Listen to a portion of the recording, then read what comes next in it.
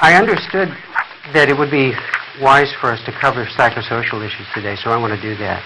But first I want to just give just a tiny overview of the theoretical construct that guides treatment here, so that you have a sense of the methodology. There actually is a structured methodology. It is designed for a purpose. The parts or the components of therapy are not disparate or unattached to one another, but are intimately entwined with one another. First, I'm going to show you, though, my autograph collection, just because it's a way of establishing interest in the work that you're here doing. And you may not feel badly noting that there has also been interest in our work internationally. We were very pleased to be able to present data at the House of Lords. This is the stationery of Lord Edward Baldwin, who is the joint chair of the Parliamentary Group for Alternative and Complementary Medicine. This letter was written July of '95. And it's to the Baroness Cumberledge, who is the Parliamentary Undersecretary of State for the Department of Health. Now, that's a bit like our Donna Shalala, the Secretary of the Cabinet of Health and Human Services. What you see here is a letter saying, thank you for giving us a half hour on the 18th of July to present the background for the forthcoming publication of the Gerson Retrospective Melanoma Study. I think that this is a landmark for two reasons. It's the first major well-conducted cancer study by any of the alternative therapies, and coming from a stable that has treated in this way for over 50 years, it cannot be lightly dismissed. And it could represent, if confirmed by subsequent studies, the largest advance in survival statistics for many years. While it remains under wraps until the autumn, I hope there will then be an opportunity to make its existence more widely known. And the reply from Baroness Cumberledge to Edward Baldwin, which reads very simply, thank you for your letter of July 22nd. I was very pleased to have the opportunity to meet Gar Hildenbrand and his wife last week and to learn of the forthcoming publication of the Gerson study on melanoma. I was particularly encouraged to hear of the efforts that had been taken to achieve a robust piece of research and to ensure the integrity of its findings. I look forward to learning of the reaction to this study once it has been published. Should also like to thank you for your commitment, etc., Julia. Another autograph here. This is a Nobel laureate, Harold Varmus, won a Nobel Prize in cellular microbiology. And it's just a letter thanking me for agreeing to serve on the advisory council for the director of the National Institutes of Health. And the lady we mentioned earlier, Donna Shalala, like I said, it's just an autograph collection. This is another letter of the same type saying thank you for serving on the advisory council for the Office of Alternative Medicine. I have a letter here from Lord Edward Baldwin. I'm going to share with you one sentence. This is a letter that was written the 4th of September, 1996, and it's about the fact that Dr. Joseph Issels and his accomplished wife, Isa, have joined our research efforts. It's just one sentence. Dear Gar, now that's what I call a coup. All right, that's Lord Edward Baldwin of the House of Lords. Also, a letter that he had sent to him regarding our most recent melanoma study. We've published two. We've published two. The most recent was published in September of this year, the other one September of last year. Interestingly, they were both submitted to peer review at about the same time, but journals move at different paces when they move things through. So the one that was just published has actually been in review for 19 or 20 months. And this is a letter from Carol Sikora, Professor of Clinical Oncology. He's actually the Chief of Clinical Oncology for the Royal Postgraduate Medical School of the University of London at Hammersmith Hospital. And he says, Dear Edward, many thanks indeed for the interesting paper following up the Gerson Diet. The paper is well written indeed, and I really feel it would do them greater service to publish in more mainstream journals. That's all. We're getting acceptance of the type that Dr. Gerson should have been able to enjoy, but unfortunately, because the boycotts that were operating then under the guidance of the American Medical Association and with the cooperation of the Joint Committee on Accreditation of Hospitals, the American College of Surgeons, and on and on and on, Gerson was isolated and worked without hospital privileges for the last part of his life, without malpractice insurance, without summer interns.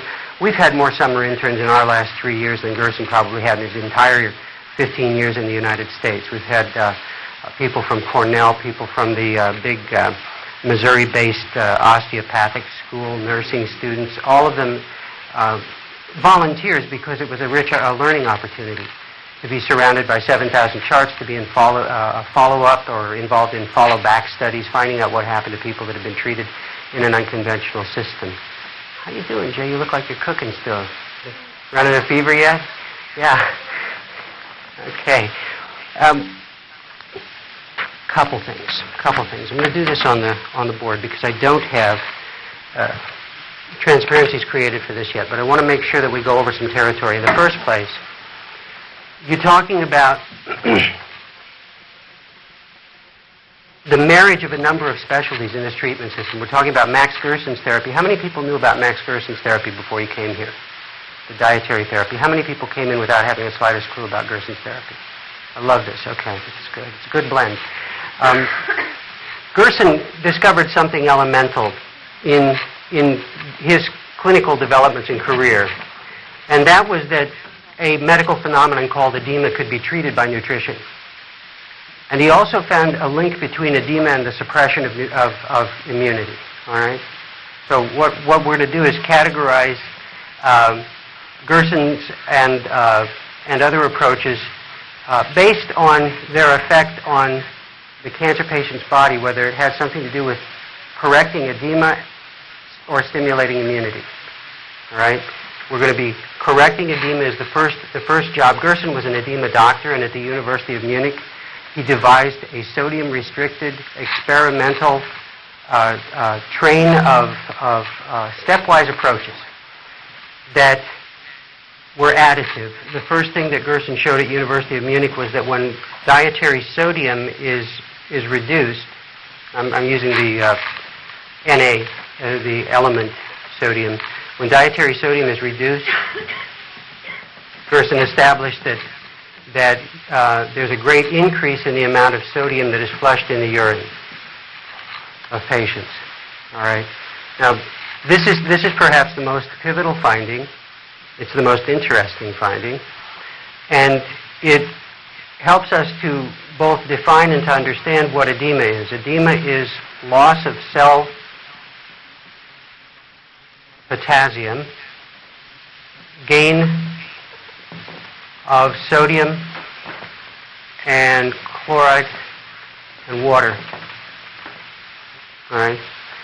When a cell loses potassium and gains salt and water and swells, the cell's membrane is stretched tight, and the cell's internal environment becomes relatively dysfunctional, such that it can't even transport sugar molecules with any adeptness where they need to go. Okay, the cell needs to be able to move sugars. It needs to be able to move ions very easily. It needs to be able to associate insulin.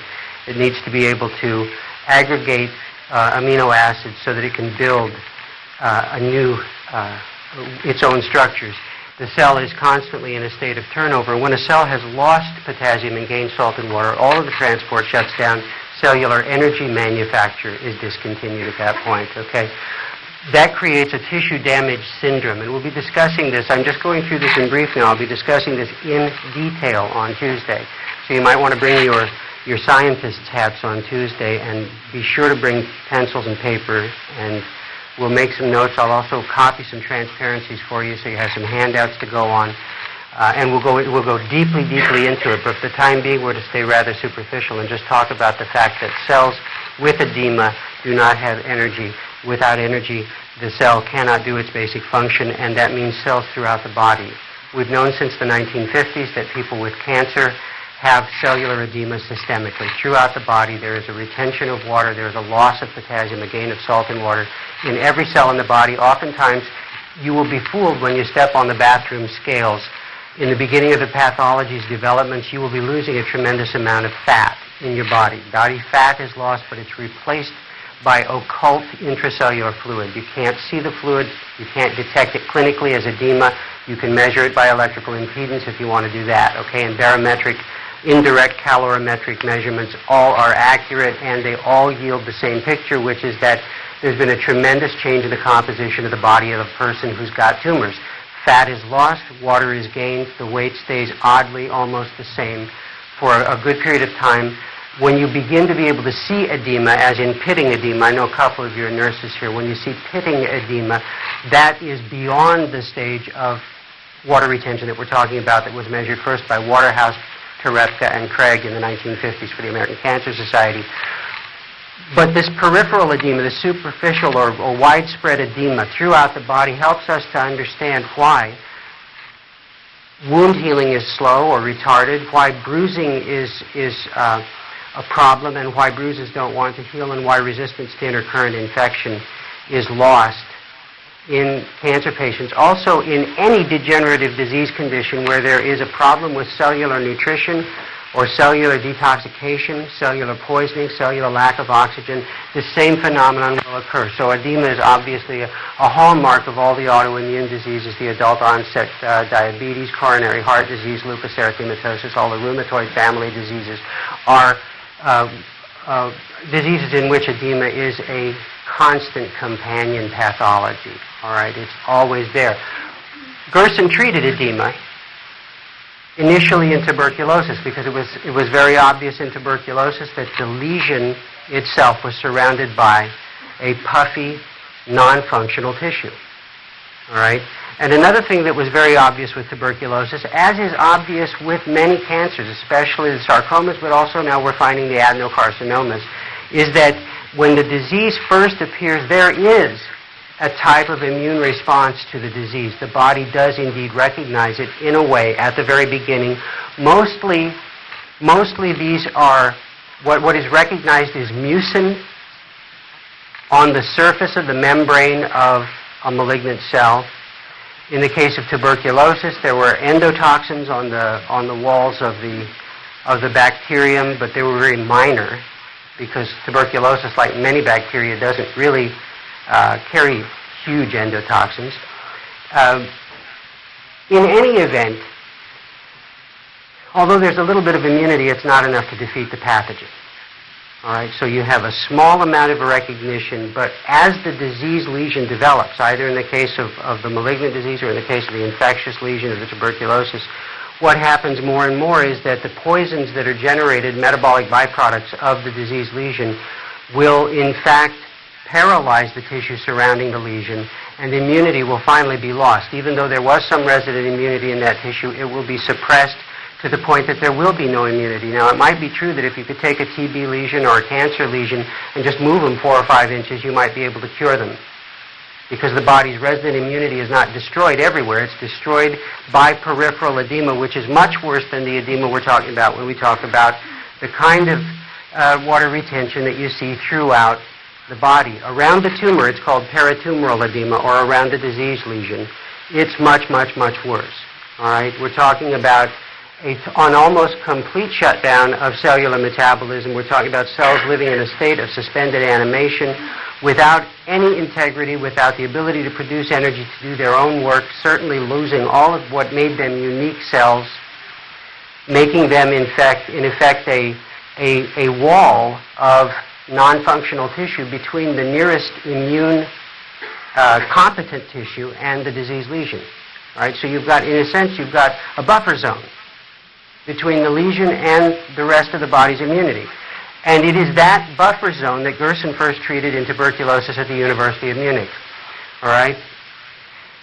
What you could watch in skin tuberculosis lesions was very, very clearly described by Sigmund Baumer, who had the largest skin tuberculosis treatment facility in Europe, and studied extensively the response of cancer patients to Gerson's sodium-reduced diet.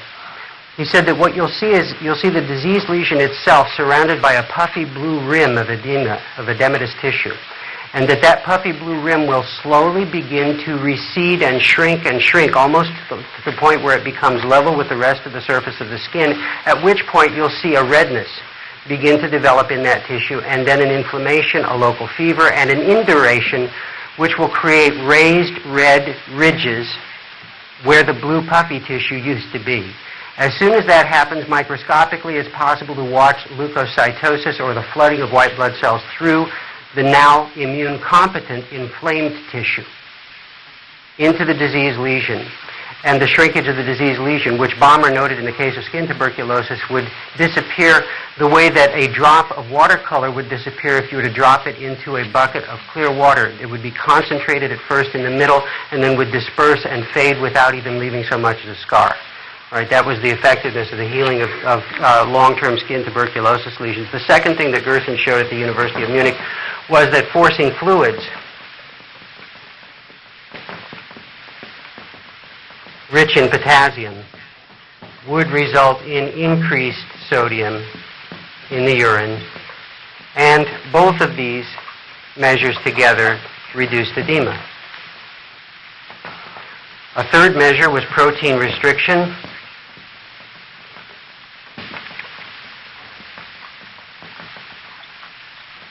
Protein restriction was noted by Gerson not only to provide for extended increased sodium in the urine, in other words, extended over time, but also assisted the immune response. Now, one of the things we can say, too, is that Gerson noted that in the first 5 to 6 weeks that the addition of even a tiny amount of milk protein to the fruit compotes and the vegetable dishes would stop the absorption of edema. He said, we have absolutely no clinical rationales for this, we just report that it happens.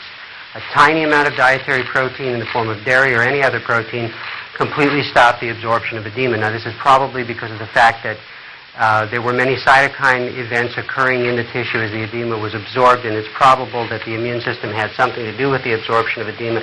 At any rate, we know that from the work of Robert Good and colleagues at University of South Florida at Tampa and St. Pete's that protein restriction is the strongest tool we have for turning on our T-cell immunities. T-cells, of course, are the cells that we're most interested in because that's our anti-tumor, antiviral, antifungal, and antibacterial immunities in a nutshell, okay? Another thing that Gerson showed was that, oh, by the way, forcing fluids is something that, has been around for centuries. Forcing fluids, the old folk remedy of drinking a glass of water every 8 hours. It used to be used for acne vulgaris, which was non-responsive to UV irradiation and non-responsive to antibiotics. Just forcing fluid, a glass of water every hour, would get rid of that because forcing the exchange of more fluids has a number of very beneficial effects if you have intact kidney function. And the forcing of fluids super high in nutrients and potassium also furthered the repair of cells that had lost potassium, gained sodium and chloride and water. Another thing that Gerson showed was that the Hippocrates soup could actually work hand in glove with the other measures to cause, again, more sodium to be excreted in the urine. Always the effort was made to get the body to excrete more sodium in the urine. The reason the sodium's coming out is sodium is trapped in the edema. All right, so when you stop dietary sodium intake, say you go from 15 grams a day to 1 gram a day sodium, which is what's resident in the dietary, why would you all of a sudden be spilling 10 or more grams of sodium? Where did it come from? It had to come from storage places in the body, and the storage place that you want to look at is the edema itself. The edema is where sodium is trapped in the body. Any cellular damage is going to show retention of sodium. The Hippocrates soup, by the way, is the first vegetable soup I think ever to be studied at a university level under double federal funding, both from the Bavarian and Prussian federal governments. And the original recipe was celery, parsley, and leeks. And I would say that the leeks were the primary medicinal ingredient. So if you ever run into a situation where you're out of tomatoes, for some reason the organic tomatoes have disappeared in the middle of the winter and you live in Maine or Canada, leeks is really what we're after. The tomatoes are flavoring. The potatoes added so that there will be at least some carbohydrate and protein and energy in the soup. It's acknowledged that in cancer patients, in the advanced cases, the first food that's taken after just the juices and the applesauce is the Hippocrates soup. So that's why there's potato in it. Potato is your richest source of protein on the dietary therapy for the first 6 to 8 weeks. It's really the only source. It kept the Irish alive, okay? So if you're thinking, does the potato have enough protein? Of course it does. Remember the potato famine. And whoever said the luck of the Irish, they got that wrong. I can't see much luck. But potatoes will, in fact, sustain life. Anyway, this is a nutshell version of Gerson's efforts, all right? There's more to it than that. I'm not talking about the detox purposely because I wanted to get through this basic concept and then move rapidly. And I assure you we're going to go back over all of this material on Tuesday. But this is an overview because there was, as I understand, we had tumor boards this afternoon. I understand there were a number of people saying, look, I really don't get what I'm doing here. I want to understand why I'm doing this. How come we have to go in this order, okay? So that's the overview of Gerson. That's a form of nutritional immunology, all right?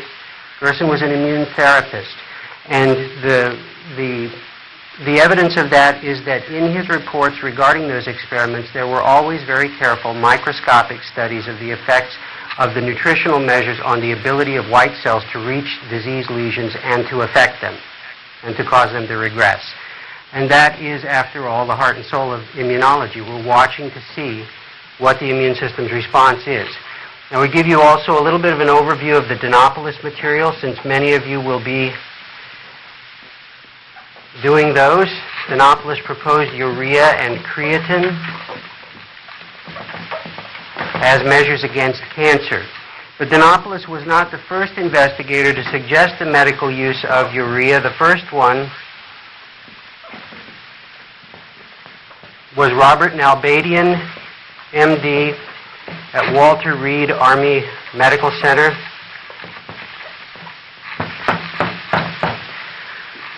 In the 1960s, I wonder if I have to have this thing on so loud, it seems to be feeding back. In the 1960s, Nalbadian proposed the treatment of sickle cell anemia with 400 grams constant infusion on a 24-hour drip of urea, sterile urea, into the bloodstreams of the kids that had sickle cell. Now, this is a disease that strikes little black kids. It's a genetic error, an inborn error in red blood cell DNA that causes the hairs that extend from the surface of every cell to adhere to one another. When the red blood cell would fold to go through a small capillary, the small hairs would act like Velcro and stick to each other, and the cell would be locked in a folded position, hence the name sickle cell. That was called a hydrophobic protein bond, in other words, a water-repelling protein bond that was formed at the tips of the glycopeptides, or the sugar protein hairs that stick out of the surface of cells, which are used by cells to adhere to one another, to adhere to other tissue, or actually to identify and communicate with each other. So this inborn error resulted in, like I say, the Velcro phenomenon, and the sickling of red blood cells resulted in them jamming and plugging up virtually every vesicle and vacuole they were supposed to pass through. And this resulted in the excruciating pain of sickle cell anemia. It was Dr. Linus Pauling who won a Nobel Prize in Medicine for identifying this mechanism, whose work led Nalbadian to wager that urea, a well-known hydrophobic protein bond breaker, might in fact flatten the erythrocytes and get rid of the symptoms. All right? Hydrophobic protein bond breaker. There's renewed interest in this. I was at NIH for a week before, coming back to Pasadena, then up to Montreal and Ottawa, and then finally back here. And at NIH, we had some interesting discussions about the phenomenon of breaking protein bonds. In cancer, it takes on a particular and very important meaning, which I'll get to in a second. Robert Nalbadian and his colleagues published in Army journals in the 1960s, late 60s and early 70s.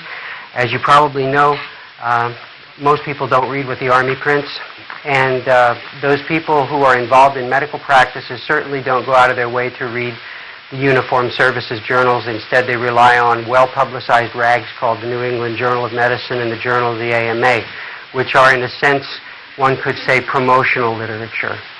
All right, and unfortunately, a lot of good research is forgotten and overlooked because the New England Journal of Medicine and the Journal of the AMA set the pace for managements and for selection of managements by so-called managed care groups and so on. At any rate, back in the days of Nalbadian, he and his colleagues published some very, very beautiful studies. The methodology was randomized, double-blinded crossover study design of excellent quality, of sufficient sample size with statistically significant findings, showing that they could do what they said they do, and then the university guys who get their funding from the pharmaceutical companies who would be in competition with this non-patentable molecule got in and messed up the methodology with errors in dosage, timing, administration, and duration. And when they published in New England Journal of Medicine said it didn't work, everybody believed them. The fact is that they had just orphaned a drug and left people with sickle cell anemia without a reasonable treatment. Unfortunately, physicians are controlled by consensus opinion in the United States and are therefore unlikely to do anything that hasn't been approved, especially by the Food and Drug Administration, and nobody is ever going to take urea through the FDA because it'll cost $100 to $250 million for the typical approvals. Who's going to make their money back if we can buy it at our local agriculture supply stores and chemical supply houses for pennies? All right, so you can see that the model doesn't work for urea. Orphaned once, then orphaned the second time after Dinopoulos published for 20 years results in cancers. Dinopoulos published not in minor journals. His first publications were in Ophthalmologica and the British Journal of Ophthalmology, treating conjunctival tumors and ocular melanomas, causing regression and, I might add, permanent regression. He published in Head and Neck regarding, as you might guess, lip and tongue and cervical node tumors that were injected with sterile urea and went into long-term durable remissions. And finally capped off his career publishing in The Lancet, in clinical oncology and in surgical oncology, the long-term follow-up of apparent complete cures of liver metastasized and liver primary cancers. This again fell on deaf ears. I have 2 negative studies that were published in top journals, and all it took was 2 people saying we couldn't make it work, one of which obviously gave only half the necessary dosage in the course of a day, 8 grams a day of urea. That's all it took, though, a little bit of naysaying, because there's nobody behind urea. I would say if a pharmaceutical company would come in behind it, send detail men into hospitals, you'd have urea on everybody's shelves. In the hospitals, it'd be stocked, in the pharmacies, but in the dispensaries. But until somebody gets behind it, maybe NIH will do that, urea is not going to be looked at. How does urea work in tumors? It breaks hydrophobic protein bonds. Tumor cells are held together and adhere to the surfaces of tissue to which they're anchored with those water-resistant protein bonds, hydrophobic protein bonds. Urea has a tendency to make tumors disassociate. Their cells actually split apart. When the tumor cells are disaggregated, when they're made singular in the bloodstream, they're really easy prey to the immune system and other chemical events that occur in the bloodstream. Tumors are only as strong as their aggregate number of cells. All right? There's nothing particularly strong about a single malignant cell. So, Dinopoulos' urea creatine. That's the way it works. The Gerson therapy, the way it works. Coley's toxins, the next on the list of obvious medical specialties that have a developer's name attached to them. Coley's toxins have been responsible for more long-term durable remissions of cancer than any other monotherapy in the recorded history of medicine, period, bar none. All right, and I'm speaking as, you know what an epidemiologist is and does? It's a glorified bookkeeper, okay? What we do is we track the data. We're like CPAs doing an audit on medicine, all right? Epidemiology has gained a foothold in clinical medicine now because doctors don't know statistics and can't interpret their own clinical outcomes. It requires people who know how to handle data and do the math in order to determine whether an observed clinical outcome, the observed rate of outcome, actually occurred or not, whether it could have occurred by chance. Also, I would say nobody ever proves anything. The best we can do is disprove. We can never make a conclusive proof, but we can say we can't disprove it. All right, that's just a philosophical point. But Coley's toxins were developed by William B. Coley at the turn of the century. Coley's first cancer patient in his bone ward at Memorial, later to become Memorial Sloan Kettering Cancer Center, died. And Coley was so distraught he went into the literature to see whether or not anything had ever helped a cancer patient. He came across records of a patient treated at Memorial who had had a multiple operated and recurred head and neck cancer that was really a pretty awful, a nasty tumor, photographically documented, which patient had contracted an iatrogenic infection, erysipelas, a skin infection of Streptococcus pyogenes, and whose tumors had gone into complete regression during that high fever and inflammation of the skin infection. This was 10 or so years prior to that. Coley went knocking on doors, door to door, in the boroughs of the Bronx to find what happened to this man. And he found the man alive and tumor-free. And this was the beginning of Coley's quest. Coley built a vaccine that was originally just Streptococcus pyogenes, a living bacterial vaccine, and he killed some patients with it, acknowledged that he did so, and began to heat treat the strep to kill it. Unfortunately, it lost a lot of its punch when he heated to kill it. He added it then to another bug that had been associated with regression of tumor and also with high fevers, and this was at that time a bug that was seen everywhere in such great quantity that was called Bacillus prodigiosis. We now know it as Serratia marcescens.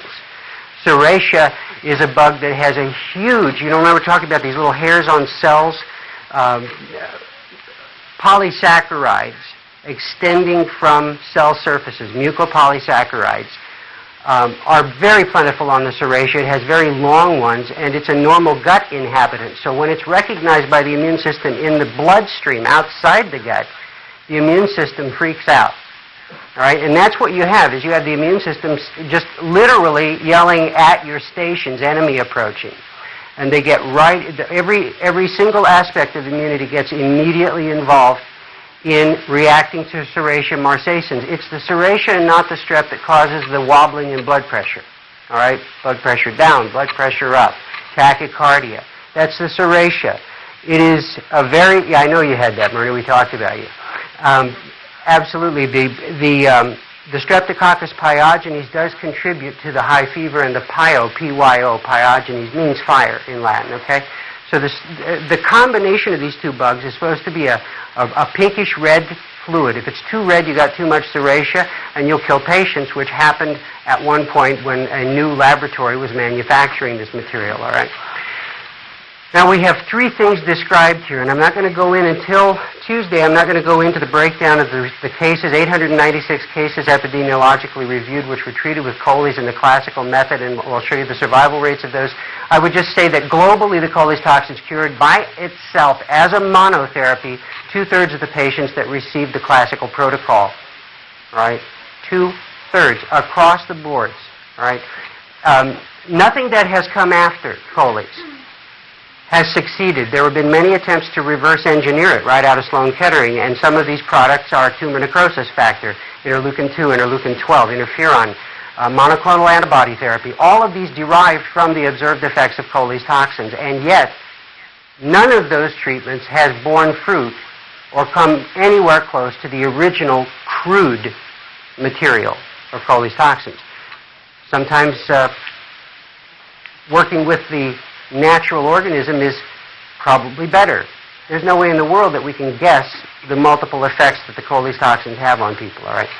So now we need a paradigm to put this into. I'm going to build a timeline here. We're going to talk about onset of disease over here. We're going to talk about immunity below and the disease above. And we're going to talk about a graph where we're looking at an X and Y axis, okay? So what we'll see is as the disease develops and begins to grow up to a point, immunity will develop and begin to grow as well, and it'll match the disease. But at a certain point, the disease will continue to grow like this, and you'll see immunity begin to level off, all right? So that at a point, as the disease continues to grow, immunity will fall. Is that making sense for you? Because we're talking again about a disease lesion pocketed in tissue that is being beaten senseless by toxins that are being generated at the concentrated source, the disease lesion. All through the body we've got tissue damage, but right at the disease lesion, right where you need it the most, you have the least competent cellular function in the body. And that is because of the insults endured, not only the toxins generated, say, like by cancer, which would be ammonia, toxic-bound nitrogen, polyamines, lactic acid, all sorts of other horrible things, like kitchen sink ammonia, you know, the stuff you put in your laundry, that's what tumors put out. Lactic acid, the stuff that Richard Simmons talks about when he does his exercise tapes and says, feel the burn, girls. Right, that's lactic acid, the burning sensation. Right, lactic acid is very toxic and cannot be cleared well from tissue that is not functional. Same with ammonia, same with polyamines, which are very toxic, same with toxic-bound nitrogen radicals. And the net effect is that the tissue around the disease gets worse and worse and worse, and we could create a third graph for the pathology of the tissue surrounding the lesion, and you would see that it moves just up, up, up, up, up, just like the disease itself, so I've just left it incorporated into disease, all right? Or we could say disease and periedema, okay? Disease and periedema. Now, what we have in the middle here is what Coley called the window of opportunity.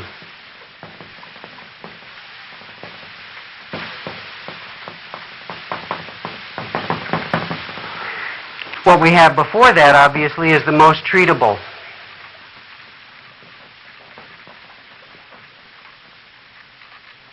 Oh, that's the last window of opportunity, all right? The last window of opportunity is right here. Many people will enter treatment over here. Now, if we're looking just at Coley's toxins and at the natural history of the disease as it develops, this is what happens. At any point, you can intervene in this process by establishing good host management, nutritional management, medical management, which is what Gerson's therapy was all about. It's an integrated set of medical treatments, which we will discuss in detail next Tuesday and Thursday. An integrated set of medical treatments that form a therapy that is effective against peritumoral edema and the edema surrounding infectious lesions and inflammatory lesions, all right? So it is a very, very effective tool. It's one of the best that I think has ever been created. I'd like to find a better one, but I don't think we're going to. Maybe we'll have to tinker with Gerson's and make it work better. The treatment of disease with Gerson's therapy will reopen the window of opportunity, so that if you're in this kind of a fix here and you begin to treat with the nutritional management, you can get immunity back up in the tissue around the disease. All right? At which point you can elicit it with a challenge like Coley's. Yes? How do you measure where you are on your timeline? It really is a matter of looking at, if you do not look at whole blood immune profiles, then what you're going to look at is how long the disease has been there and how much disease there is and whether or not there are any sensations at the disease. The old-fashioned clinical way, the one that would be serviceable for you, would be to note whether or not you can even feel the tumor, whether you have a sense of it even being there. If you do not, and if it's fairly substantial, then you're probably over here, where there's nothing happening in the tissue around the disease. Now, if you have some symptoms, but they are not heat, inflammation, or pain at the tumor, chances are you're over here as well. All right? Most frequently, when we begin to clean up the tissue around the disease lesion, we're going to get some sensations, feelings of crawling or itching or burning or pain, because the body needs to see that as a foreign object. That's what we're trying to nurture it to do, so that, like getting a sliver in your finger, your body has not yet seen the sliver. A few white cells are gathering around it, thinking, what is this cellulose here? I should probably do something about this. A few white cells try to eat it. They find that they cannot digest the cellulose. Events begin to become more escalated, and a second phase of inflammation begins. Then that second phase of inflammation is characterized by induration as well as pain. This is Gar. Yeah, this is Gar. No.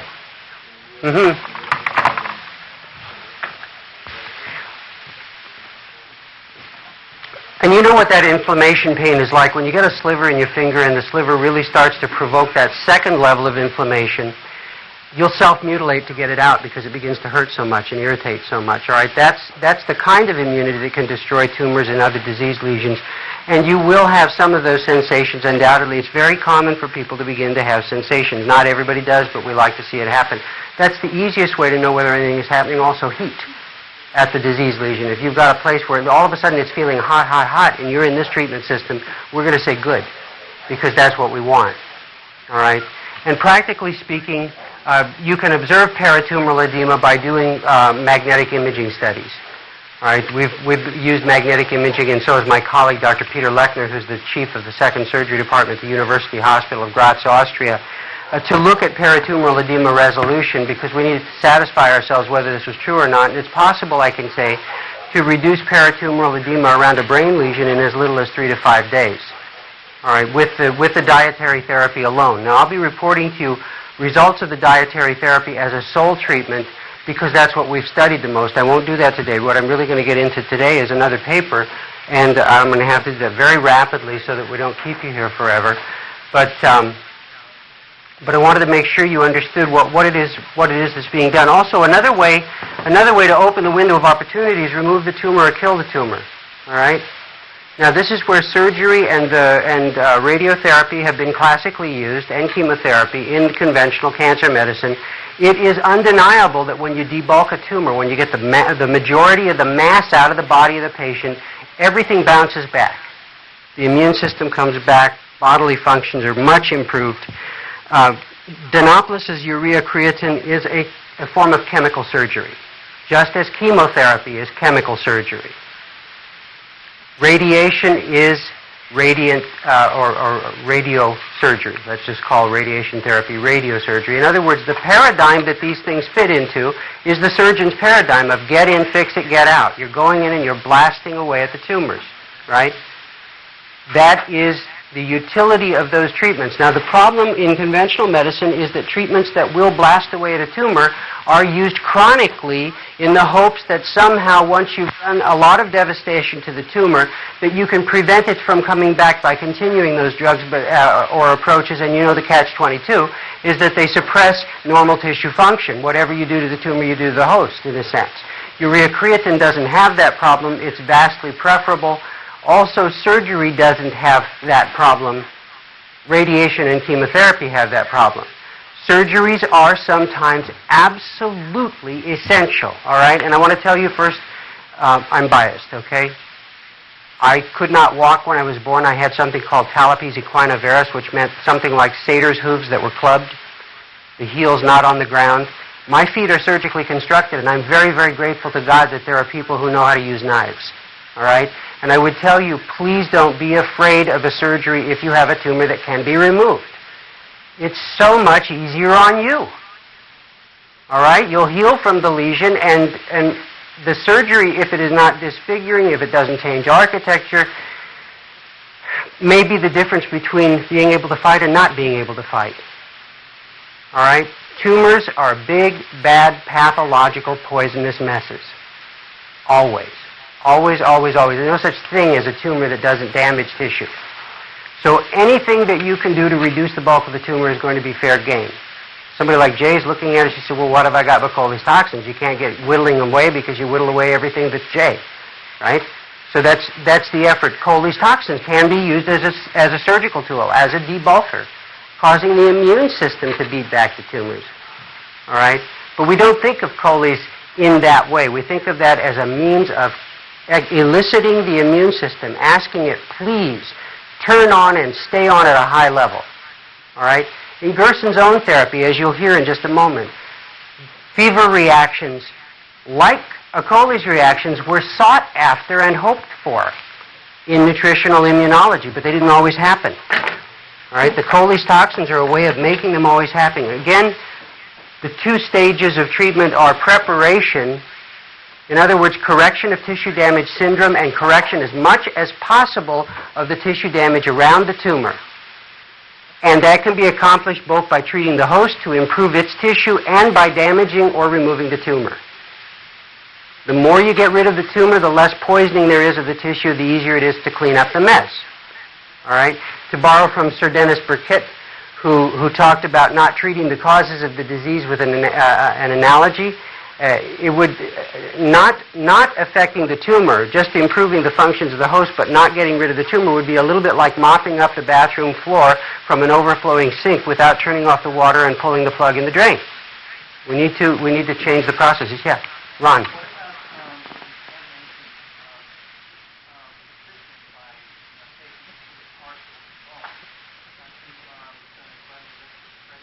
Spreading the cancer. Our own experience in the dietary therapy as a pure management and in conjunction with surgery was that 5-year survivals were doubled in patients who were willing to get their tumors debulked.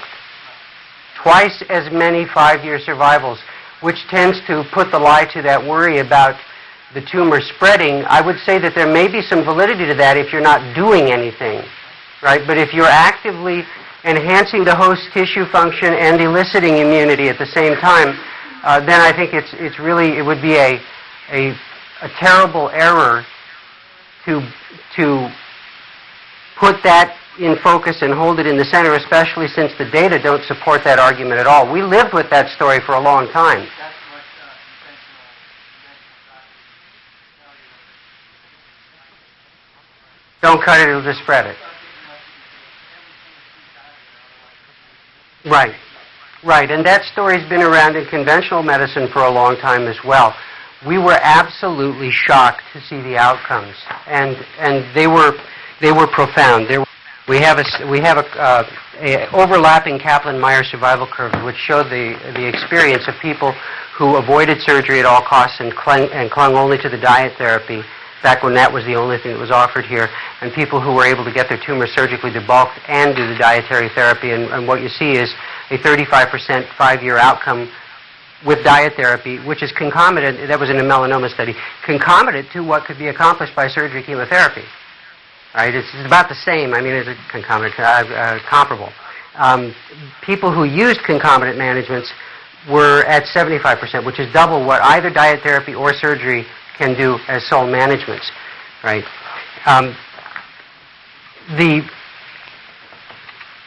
The game plan here is to try to get you out of Dutch, out of trouble,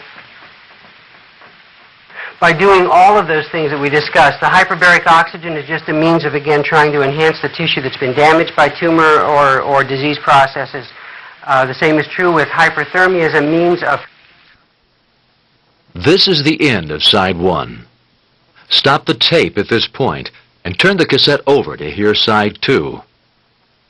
I'm going to do an oral interpretation of most, but not all, of a paper written by Gerson called Psychological Reactions on the Gerson Diet in Tuberculosis of the Lung. The reason I want to read this is that we haven't had any exposure yet in this facility, the most of us. Now, Myrna has, Jay's been around a while, and people, Ron has, but the rest of you who are relatively new to this may not be aware of how profoundly the emotional being and, in fact, the intellectual or perceptive being can be changed by not only the disease process but by the treatment. And I want you to hear this so that you can more easily relate with one another and with the staff, and so that you can more readily interpret what it is you're experiencing, all right? Psychological Reactions on the Gerson Diet, by Dr. Max Gerson, Dr. Wolfgang von Weisel, writing from Vienna in 1934 for the journal Psychotherapeutische Praxis, which is essentially practical psychotherapy. The purpose of such a brief paper cannot be to point out all the countless changes which occur in the psyche of a patient suffering from tuberculosis of the lung as the disease takes its course. It's understandable that the awareness of being physically ill also finds psychological expression. In particular, patients with cavities or those who have experienced hemorrhaging from the lungs undergo severe emotional shock. Often they try to make up for their new inferiority complexes by overcompensating. They become very demanding in their everyday lives. They go out dancing all night. They smoke behind their doctor's back. They return to work too soon, and they're tempted to indulge in sexual excesses, to go out driving in a convertible all night just to prove to themselves and everyone else that they still can. Often, patients go to the other extreme, becoming hypochondriac, taking their temperatures countless times a day, avoiding any excitement, but unfortunately also any stimulation, shutting themselves off from the rest of the world. To put it briefly, they turn into eccentrics and, in a certain sense, narcissists. The nature of the psychological developments which the individual patient will experience depends on his or her psychological predisposition. All right? Now, this is the first concept of great importance here. Psychological predisposition, we now call that conditioning. All right?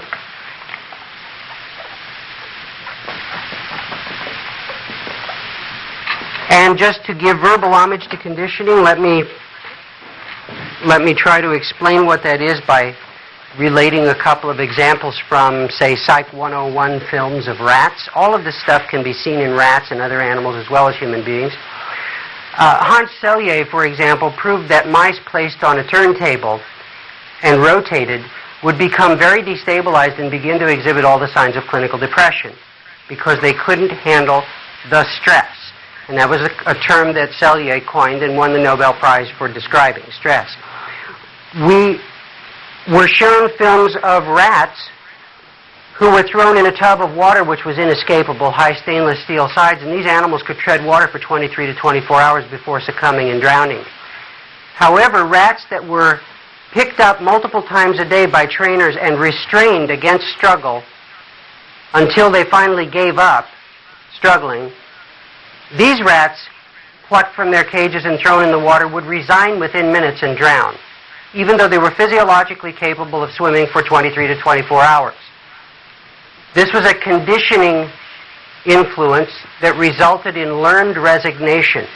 Right? Learned resignation is obviously not going to be a big deal here. Most people who are here are seeking alternatives, which means that you haven't learned resignation, but you are in fact unwilling to accept the negative circumstance, and you are trying to change it by changing your own behavior or the behavior of those around you, and that's good.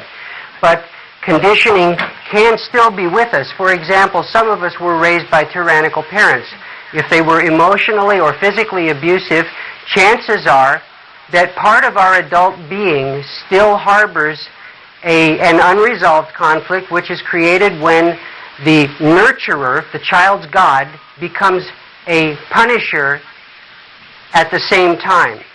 All right? In other words, not a safe place, a feeling that one cannot be safe.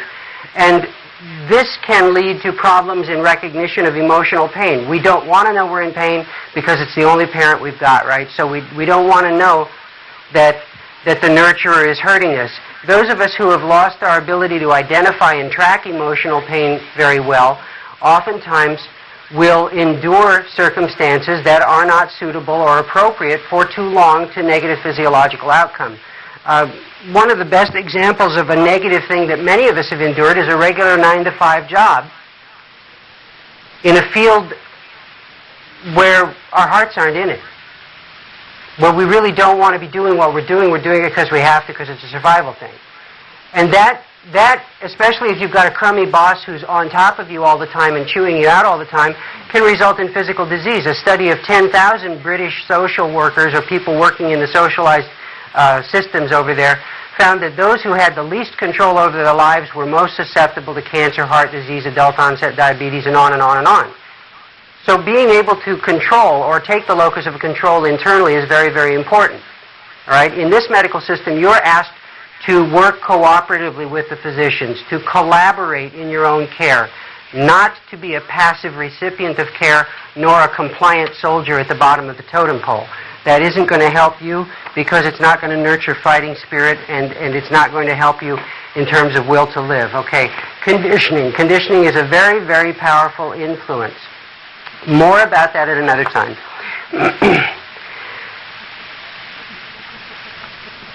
The active, energetic person, the sexually overstimulated bohemian, oh, this is like 1934, that's a stereotype, okay? Bohemian does not mean Czech nationality, it means artistic, okay? And I know that because I'm Czech, and when I first read it, I said, oh, what are we saying here? The ladies' man will react differently once the disease is manifest than someone who's apathetic or passive or suffering from inhibitions before becoming ill. But whatever psychological changes these various types experience after the onset of the disease, what oppresses them most is the awareness of constant danger, the supposedly incurable nature of the disease. So it's understandable that the attitude of all these patients changes completely as soon as they feel able to believe that not only can their disease be healed, it must certainly be healed. You have a list? Okay. I have something over here that I'm going to put a bookmark in the talk for a second. I'm going to hand some things out here. We have something for a few people. Let's see. Myrna. These are all large, and you can wear them as nightgowns, okay? Myrna gets an I Survived Coley's Toxins t-shirt. Robert, where are you? In the back behind the telescope. There you are. All right. Now, these are from the original lot, which means that you've got a combination printed and hand-corrected shirt. The artist, or the typesetter wrote Toxia, Coley's Toxia. And let's see, Marianne, where are you? She's in HBO, okay. Jay gets one. Okay. And, oh, Ron. Ron, you get one. All right. All right. These are the cholestoxin T-shirts. Now, once in a while, Rogers even wears his into the ICU to give the stuff, and I like that. For those of you who haven't seen them, this is what they look like. I survived cholestoxins. It's an Olympic medal, right? An Olympic medal. All right. That's right. So far, still alive. All right. Constant danger. Just a tiny bit about the mechanism of what it is that makes us depressed when we think we're going to die. Now, that shouldn't really require a lot of explanation. Having been there, I can tell you that a certain amount of conditional reactive depression is understandable. You've had a life, now you don't have a life anymore. Disease has interrupted you, blown your life off the stovetop and everything else to the back burner, and now you're setting surrogate goals. Those are medical goals instead of your life goals. All right, so you have a reason to be depressed, but there's a real physiological change in brain chemistry that occurs when that sense of interruption is complicated by actual anxiety and fear of death, and the sense that one is going to die, which is engendered, obviously, by many times by the medical consultation that you have when you're given a prognosis and treatment plan. All right?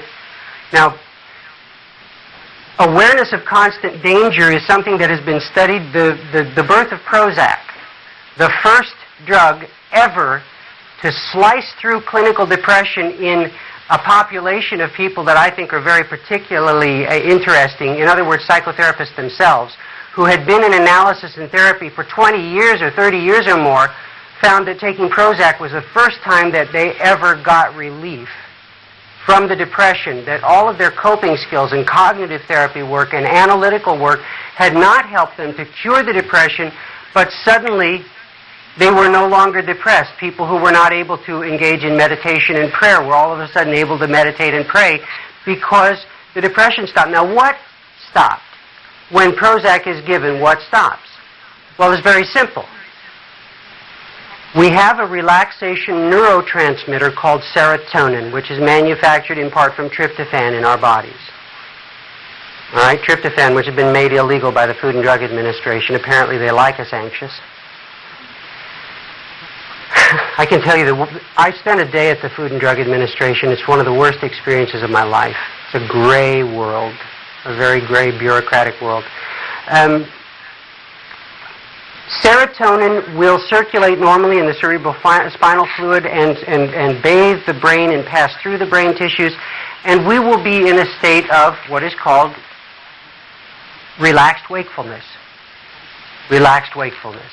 However, when anxiety and fear are present, our serotonin becomes attached to receptor sites which take it out of circulation for a purpose, and that is to allow the fight or flight response so that we get blood to the extremities, higher heart rate, we're ready physiologically, our muscles are primed. That fight or flight state is essential to survival of any species. All right? It can be seen, for example, that angelfish placed across a glass wall from a predator fish will, after a period of time, have almost no circulating serotonin. It will all be locked at association sites. Chimpanzees in a hierarchical tribe who are not dominant, male chimps who are on the low level of the dominance order, will have very little free-floating serotonin. All right, the relaxation neurotransmitter is locked up and therefore cannot tell the body, you must chill. All right? To be in the vernacular about it. We have to relax. We have to breathe in order to be able to heal. All right? Relaxation and breathing is not possible when we're filled with the symptoms of fear, and the symptoms of fear are created by the fight or flight physiological response, the loss of serotonin in circulation.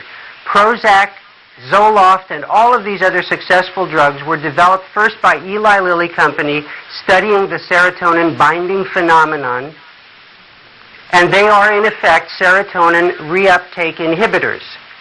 They prevent the locking up of serotonin. And this explains physiologically, for the first time in the history of the study of affective disorders, at least why people with that type of depression couldn't just relax. Because a long-term locking of serotonin results in a permanent stasis at that new level. All right, or at least we can call it a reversible stasis, but one which will hold. You know, when you give chimpanzees in the lower end of their hierarchy Prozac, that they stop responding with fear signals and the dominant chimp loses his position in the roost? Because he needs to see that everyone else is afraid of him. And if they stop reacting to him with fear, he becomes, in fact, anxious himself. All right? So this is the mechanism. Now, anybody who has been diagnosed with a terminal disease will have had the opportunity to experience the fight or flight syndrome, because although Gerson says nobody in their right mind would ever tell someone you're going to die, medical ethics today demand that you be told you're going to die. All right? The physician is not allowed to withhold that information from you. It's not the doctor's fault. This was set in place by the Office of Protection of Research Risks at NIH, the Food and Drug Administration, and the Office of Medical Ethics. All right? This is where that's coming from, and what it means is that when you walk into a doctor, the doctor's going to tell you you're going to die on a timeline, it's going to hurt, nothing we will do will stop it. Now, we have some treatment options for you. All right? What does that do to the individual? All right. In my own experience, and I'll be a little bit liberal with this and use some artistic license. In 1977, I got a call from a medical secretary that I'd been hearing from for months at the University of Minnesota Medical Center. I was going in for systemic lupus erythematosus, and there was some concern now because I had been urinating clear fluid instead of yellow urine for a while. And I was seeing a new group of people, not just rheumatologists, but nephrologists. And now the medical secretary called me up one day and said, oh, and by the way, I've got bad arthritis in all of my joints and sores all over my body, all sorts of angiomatosis in the cheeks and a butterfly rash across the bridge of the nose, the usual crap, high ANA titer. And I was feeling awful and losing weight and just not having a good time of it. Responding very badly to prednisone. And I remember the call from the secretary because she said the doctor has test results in, would like to talk to you about them. And I asked, as I always asked, anything bad? And this time I didn't get an answer. I'd always gotten an answer which was nothing out of the ordinary. But this time I got, I'm sorry, the doctor will have to tell you. Well, I went immediately into a state of pseudo-panic. They said they wanted to see me Thursday. It was a Tuesday. I said, I'll be there bright and early Thursday morning. They said, not this Thursday. The doctor's out of town and you can't see him until next Thursday, right? So now I've got 9 days with this new knowledge that my tests are bad and I've got to go see the doctor to find out. And so walking around, the walking worried. The walking worried. Right? The worried well, as the AIDS activists call the people that haven't come down yet with AIDS. Right? But I was already sick and I was worried like crazy. And you know what it does when you worry? I mean, you can't eat. Your stomach gets really weird. I remember driving I had gotten so worked up by the time I got on the freeway to drive there 9 days after I got the call that my mouth was completely dry and my palms were sweating. My temples were burning hot and my feet were freezing cold. All right, anybody been there? Yeah, okay, I've been there and done that. I got there in time and I found a parking place and I went in and I thought, this is fantastic. At a parking place, I'm going to make my 1 o'clock. I got in and of course the doctor was 2 hours behind. So I had to go to the waiting room. And I got to tell you, there's nothing worse for an anxiety state than the waiting room. I went to see a play called The Waiting Room. Actually, I went to be on a symposium board with Susan Love from UCLA after she does the breast cancer clinic there. And Lisa Loomer had written this play. The Mark Taper Forum was doing it. And we had this symposium, this medical board after the play. First question, somebody said, why'd you put it in the waiting room? And Lisa Loomer said, well, originally, since I'm Catholic, I was going to put it in limbo, but I thought nobody would understand. It's too obscure. So then I thought maybe I'll put it in hell. But hell seems so graphic and Dante-esque that we decided on the waiting room. And both Dr. Love and I said at the same time, what's the difference? Right? What's the difference between hell and the waiting room? When you're in the waiting room, what happens is, this is the artistic license. Orson Welles' film crew comes in and redoes the doctor's office. Last time you were there, he had just a regular old credenza, and he sat behind it, and you had a nice lounge chair you could sit in, and there was lighting and some modern art on the wall, and it was okay, a lot of degrees hanging there. But this time when you walk in, he's backlit, the light is glaring at you, and all you see is shadows, and there's a curling trail of cigarette smoke diabolically fuming over the top of his head. And somebody's elevated his desk so he's looking down at you, and you feel very small, and it's all black and white, and there's a stereo reverb unit so that he says, come in, come in, come in, come in, come in. I'm sorry. Bad news. And what you get is an altered state of consciousness. All right?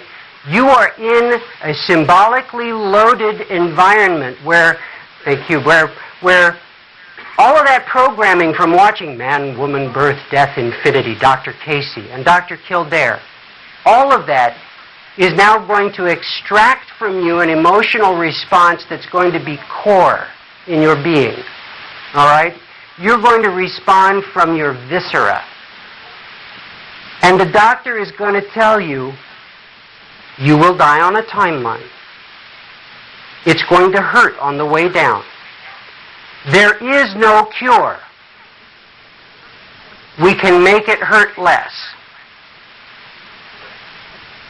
When the doctor was done with me, I couldn't sleep. I called a friend. I went on a couple of good binges, brandy and beer. Smoked way too many Marlboros. Night after night, rather than go home, I went out and did that until I began to feel too crummy to keep doing it. Coming off of that, I would awake at 3 a.m. in fear of dying, drenched with sweat, without a sense of why I felt I was dying. It was just fear of dying. It was as real as anything can be. It took me forever to figure out that only the one physician had told me I was going to die. One physician said, you're going to lose it. One physician said, you're going to die. But that had become incorporated into my being as an almost auto-suggestive tape loop underneath. And as much as I would try not to look at it, that fear would come bubbling up, and I would wake in the middle of the wee hours of the morning, afraid of dying. All right? How do you get rid of that? What we're talking about is a number of effects, a number of physiological effects. The opposite of this effect, placebo, faith, hope, will to live, and the fighting spirit. And look at the number down there at the bottom. Estimates regarding the role of placebo in medicine attribute from 30 to 70% of all positive medical outcomes to the placebo effect. What is it? The placebo effect is your body coming alive. All right? It is believing it's possible to get well. Believing it's possible. Hoping that it's going to happen. This is the other side of that coin. The nocebo. Interestingly, while we were in Montreal, Jean-Claude Rodet, who's a naturopath up there, showed us a book that's written on nocebo, an entire book. Unfortunately, it's in French, and this is not one of my languages. Oh, by the way, Mrs. Thistles, we found a book on Joseph, also in his library in French. We'll show it to you. They gave us a copy. In the nocebo effect, what we have is an authority figure delivering a bad prognosis when you are susceptible. Now, I don't know what's more susceptible than having to wait 9 days, being told the tests are bad, and you go in to see the doctor and wait another 2 hours in the waiting room, and then the doctor tells you, and he's in a stainless steel and ceramic palace, dressed in white vestments, what Robert Mendelssohn said the clergy of modern medicine wore. And, you know, they use the holy water, silver nitrate into the baby's eyes because they figure the mother lied about not having syphilis. And, you know, vaccines to prevent you from being ill. These are the holy waters of the modern medical church. And so we go in and we've got this background of Marcus Welby, Ben Casey, and Dr. Kildare, and now this person that should be able to fix our broken bodies and send us back to wellness tells us, oops, not you. You're so broke I can't fix you. You're going to die. All right? This nocebo effect is caused by a dissociation phenomenon. Does anybody know what dissociative disorders are in here? Let me give you an example of a dissociative disorder. Sybil, the young woman who was multiple personality because of sexual torture as a child. Almost all true cases of multiple personality were sexual abuse cases in childhood. Another case of dissociative disorder is the post-traumatic stress disorder recognized as the Vietnam veteran's illness. All right? The Vietnam vet's illness. What was it caused by? The Vietnam vet, let's say Joe, who's right out of high school, goes to Nam to the rice paddies, and he's supposed to hit a village, let's call it My Lai. And on the way to the village, his buddy steps on a mine and is blown to bits. Already that's too much, and Joe is going to have nightmares for months over this. But walking into My Lai and seeing that our strike was effective only in killing women and children, and that Charlie got away, there were no Kong in the village, is also too much to bear. So the conscious mind represses this. And Joe's not going to look at this again. He's not going to look. He's not going to think about it. He's going to get real superficial and talk about the weather and other things like that. Have you noticed, by the way, how there's no small talk here? Nobody talks about the weather here. Isn't that a relief? Finally, no small talk. When Joe gets home, he gets the GI Bill. There's no ticker tape parade, but somebody earnestly tells him, get an education on the GI Bill, raise a family. So he gets married after going to college, and he has a kid. And one day, even 4 or 5 years after they've had the baby, she comes home from childcare, from daycare, with a kid at 5 o'clock at night because she gets off work at 4:30, and he gets off at 5:30, but his car's already there in the driveway at an angle. And the front door is ajar. And she walks in to find him with his face buried in his hands. He's sobbing. There's a baseball bat between his feet. He's just broken the living crap out of every piece of glass in the house. And he's saying, I don't know why. It was like I was watching myself. I don't know what happened. Well, you get him into cognitive therapy, and he remembers Vietnam. He remembers Pete's legs getting blown off. He remembers the man crying out for help and dying. He remembers My Lai. And he can eventually decompress this. How do we do that with a bad prognosis? What do we do when our doctor has created the terrible input that has to be repressed? Well, the one thing that's true for both forms of this kind of dissociative disorder is we have to remember. Remember, put the members back together. We have to recall this. Now, what I used to do was I imagined my doctor dressed as Bozo the Clown. All right, just to diminish his effectiveness. And then I would have him say to me, Mr. Hildenbrand, look, everybody with your disease that we treat dies, so we're obviously very, very bad at it and don't know what we're doing with it, so you should go somewhere else, anywhere else. We don't know where to send you, but please don't stay with us, because you deserve better. And with that, I managed slowly to deprogram the feeling that I was truly going to die. It didn't hurt either when I met a few people who said, you can get well. It's possible to get well. And the message was so counter to the death message that I found myself breathing from the belly again. And I thought, hey, this is pretty good. I'm like having a religious experience because somebody gave me permission to live. Right? And that's really what it's about. It's about an internal permission to go ahead and live. Otherwise, we can't go. We can't try. We have to give ourselves permission to heal. All right? We have to take back the authority from the medical hierarchy and put it here where it belongs, internal. The locus of control belongs in the individual. That's where the fighting spirit and the will to live really is, okay? Now, I'm not going to get all the way through this, and we're going to leave you cliff-hung until Thursday, but I'm going to finish this first section of the paper. I feel like I have so much I want to tell you about and so much we need to cover, and I've been gone for 2 weeks, and none of this has been covered during that time. All right. The conviction that the patient can and must be healed is transferred from us to our patients. Doubtless some of the astonishing success of our therapy in patients with tuberculosis of the lungs results in part from the fact that we absolutely never regard any case of tuberculosis of the lung as hopeless right from the outset. That doesn't mean that we simply don't admit to the patient that it's hopeless. No physician could be capable of such cruelty. Maybe so in the 30s, huh?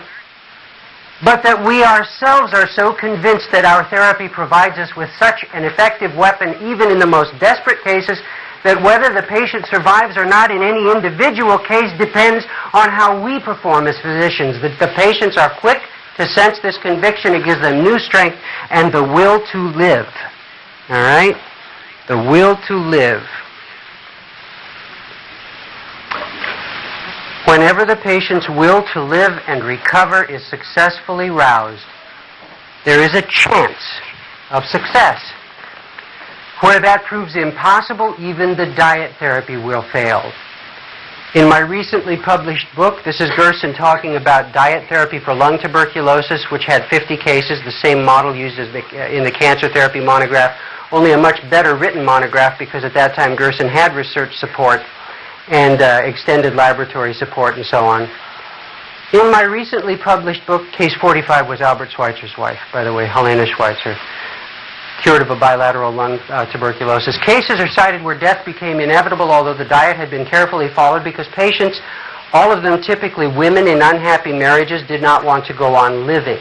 The patient's will to live is decisively important in diet therapy in cases of tuberculosis of the lung. You don't have to leave tuberculosis of the lung as the disease there. We play disease of the week with that. You can switch any pathology for diet for tuberculosis of the lung and still be accurate as long as you've been told you're going to die, the disease is going to shorten your life, it's going to hurt you. Also,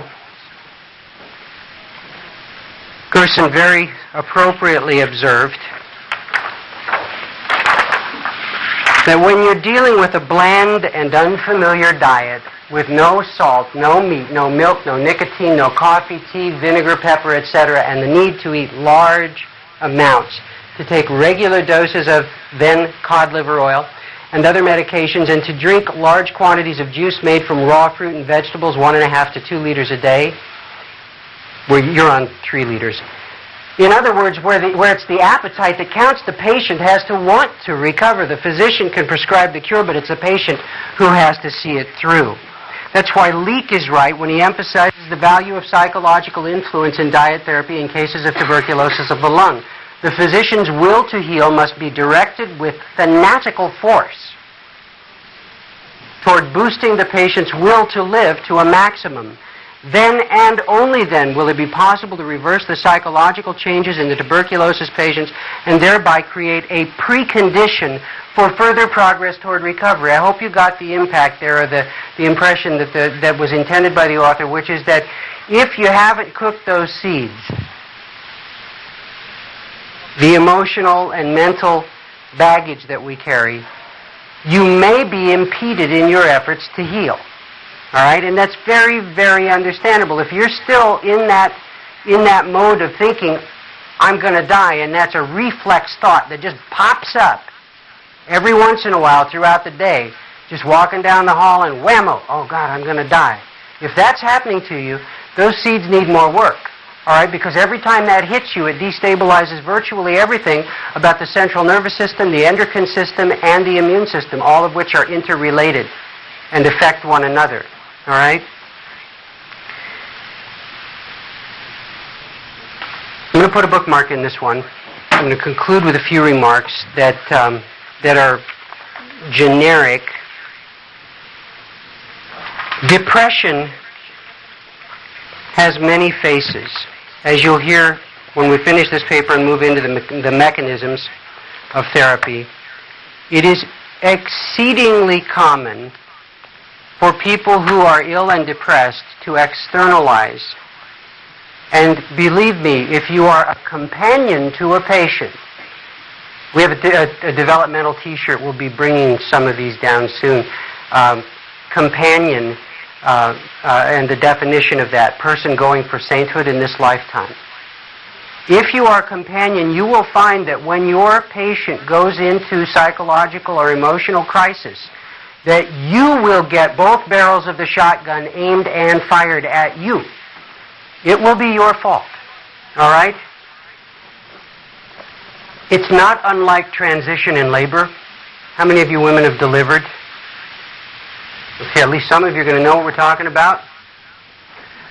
Bill Cosby put it this way. He said, my wife went into transition in the labor room and she stood up in the stirrups and announced to the entire staff that my parents hadn't been married. Right? Transition and the emotional changes, the not neurotic or psychotic changes, but near clinical psychotic changes happen with fever and with activity from the immune system. It's like a chronic infection exhaustion syndrome. All right? It's very common for people to yell at their companions, you did this, you did that, you did this wrong, you did that wrong. It's very common for the medical staff to hear that it's their fault that the disease is growing rapidly because they didn't come in on Sunday, they didn't get stuff there within 10 minutes of the time it was requested. You will hear it again and again and again. Do not be off-put by people who are venting here, all right? Venting is a way of decompressing that terribly high energy negative experience. I did see you, Myrna, by the way. Just something to add? Okay. The correct handling of somebody who's in deep crap like that is to listen to them. Ask them for more information. Ask them to repeat themselves. Ask them for a greater explication of what it is that's burning them up inside. Because the second that you say, don't worry, we'll take care of that, I've got a solution for that, they will hear that as they are done talking to me. They don't want to listen to me anymore. All right? If you're depressed, you don't want solutions. All right? So if you're a companion of a depressed person, of a person who's really in a dark night of the soul, for heaven's sake, don't tell them, we'll do this, this, and this, and fix it and be done with it, because what you've done then is stopped the communication. You see, never stop the communication. Keep it going. All right? Keep it going. But that's just a caution. And now, let me point out to you, too, that we're dealing with tough territory here, okay? We're dealing with, as I said, disease as an interruption of your life, okay? I'm going to put these up here. This is where we're going to end for today with the last series of thoughts. Disease is an interruption because you lose the preferred continuity and choice in your life. All right? Disease is a command performance. It's able to address you. It says, Myrna, whatever you're doing, stop it. You pay attention to this now. Right? Forget what you were doing. You have to deal with the disease. You may not relax your vigilance. All right? Talk about a way to get uptight. That's the way it goes. The disease makes you hypervigilant. Hypervigilance is another name for the phenomenon which causes fight or flight syndrome, the anxiety that causes serotonin, our relaxation neurotransmitter, to be locked up in attack position so that our bodies will tense. All right, instead of our preferred continuity and choice, we have surrogate goals and aspirations. In place of family, business, and pleasure are substituted medical goals related to the disease. Talk about a downer. All right? It's what happens. Surrogate goals and aspirations. Complicating this is the isolation abandonment syndrome inevitable to serious disease. Illness causes a loss of life-giving stimulation in a number of ways. In the first place, we ourselves as patients tend to withdraw from our normal activities and social contacts due to feelings of physical disability or deformity. All right? In lupus, you get those funny, weird rashes and swollen joints and leaky sores all over your body. In cancer, you might have bumps growing and you're not fitting your clothes the way you used to, and your skin color changes and your hair gets weird. So we end up with feelings of inadequacy, helplessness, and shame. And when family members and friends and acquaintances start to see the disease instead of us, they add to the pain and the isolation and the abandonment. All right? Is there anyone here who has not lost a friend or a relative, at least lost contact because of the disease? I didn't think so. Hospitalization tends to make the isolation abandonment syndrome worse. That's why this facility insists, if it is all possible, that you come with someone you trust and love, or like Myrna, just stay here and move in. Get to make everybody family, you know. Patients surrender their locus of control to a hierarchy. Doctor, fix me. All right? We lose our choice. And we again feel inadequate, helpless, and ashamed of what we have become. And when we're separated from family by hospitals that establish visiting hours, that adds to the isolation abandonment. Right? It really is a team effort to get well. It really is helpful to team up.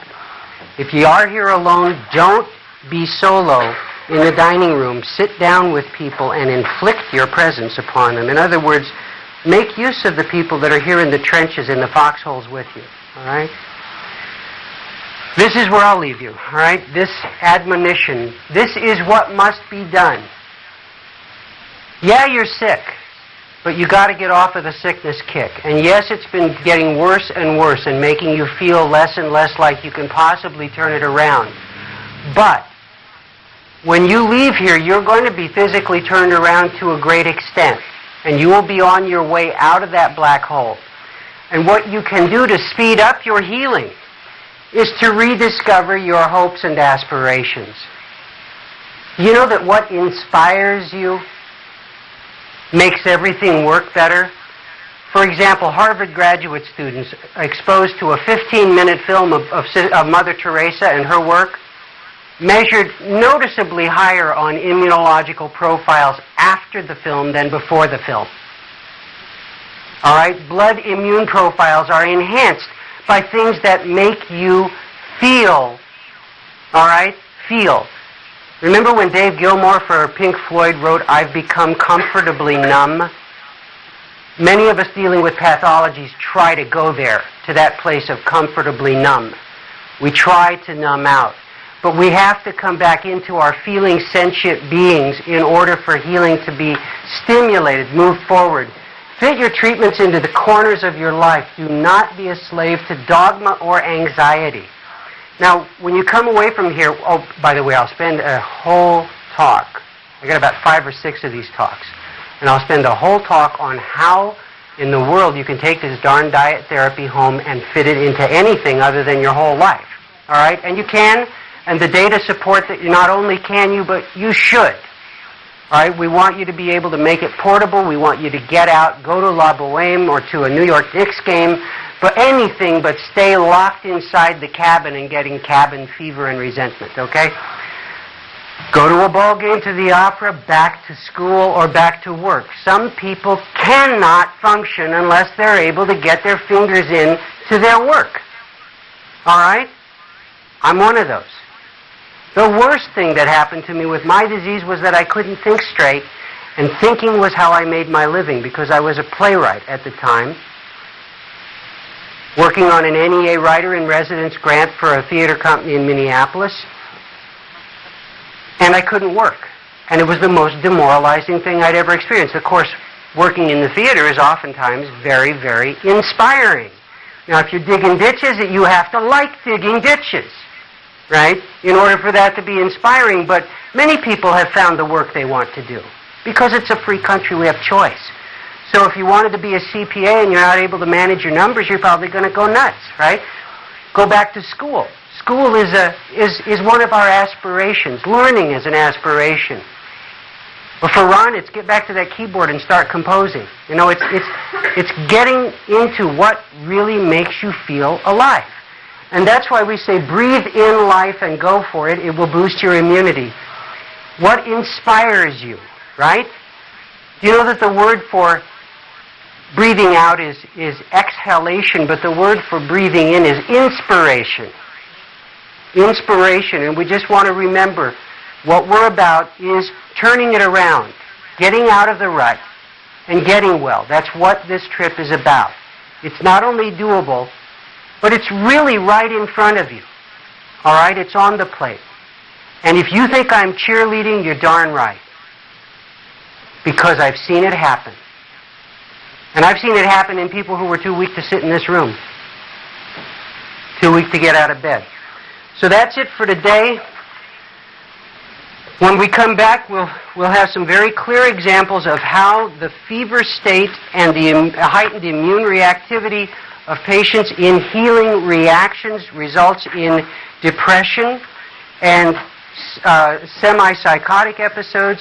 We'll talk also about the periodicity of healing reactions, about how you can learn to predict that these things will come along with your menstrual cycle if you're women, and you'll find if you're men that you have monthly hormonal cycles too, which govern inflammatory reactions. And we'll get into tons and tons of technical stuff. So let me remind you once again, please bring pencil and paper. You'll be able to catch keywords. Please get the tapes. Read the primers that you've been given, the educational materials. Feel free to call the Gerson Research Organization for more information. What we know is that people tend to adhere to therapies better when they understand why they're doing what they're doing, and that knowledge creates a more potent person. All right, so that's what this exercise is about. That's why we come here. That and the fact that if I don't come and talk to you guys, I forget where I came from. I started as a medical consumer. I started in the trenches. And if I ever lose contact with people who are starting out, and I've done that a couple months at a time, it's amazing how rapidly you ivory tower. You lose the urgency. You lose that feeling of immediacy. So that's why, it's a personal thing. Or as Schweitzer said, those who bear the mark of pain are never truly free, for they owe a debt to those who still suffer.